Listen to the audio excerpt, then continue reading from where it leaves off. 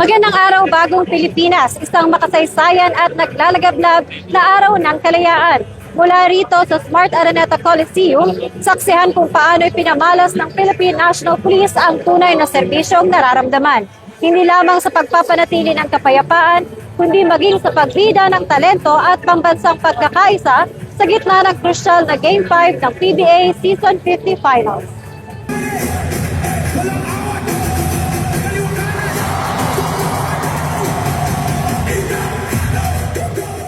Kasabay ng makasaysayang pagdiriwang ng ika-128 na taon ng kasarinlan ng Pilipinas, hindi lamang sa pagpapanatili ng kapayapaan nagpakita ng galing ang Philippine National Police, kundi maging sa larangan ng sining.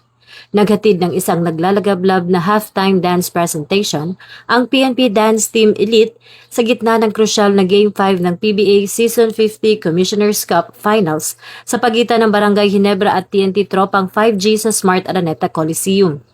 Bago pa man magsimula ang matinding tapatan sa court, formal na binuksan ang programa sa pamamagitan ng parada ng mga uniform personnel na pinangunahan ni Police Brigadier General Vina H. Guzman, PKG Director, bilang pagpupugay sa mga tagapagtanggol ng bayan.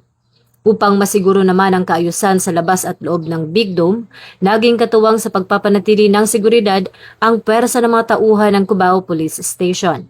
Ang makabuluhang partisipasyong ito ng kapulisan ay isinagawa alinsunod sa PNP-focused agenda sa ilalim ng Enhanced Managing Police Operations and Active Community Support. Layunin ng programang ito na maghatid ng mabilis, tapat at may pusong serbisyong pinagtibay ng ugnayan, seguridad at tiwala ng publiko sa buong kapulisan. Sa pamamagitan ng kanilang makapigil-hiningang choreography at modernong dance routine, naghatid ng matinding enerhiya at inspirasyon ang mga pulis mananayaw na nag-iwan ng malalim na marka sa libu-libong tagahanga at milyong-milyong nanonood online.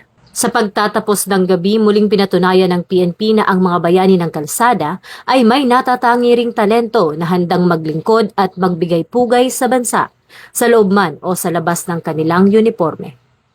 Mula rito sa Smart Araneta Coliseum, ako po si Patrolwoman Sari Bernales. Nagbabalita para sa Police News Network. Bagong PNP para sa Bagong Pilipinas. Serbisyong mabilis, tapat at nararamdaman.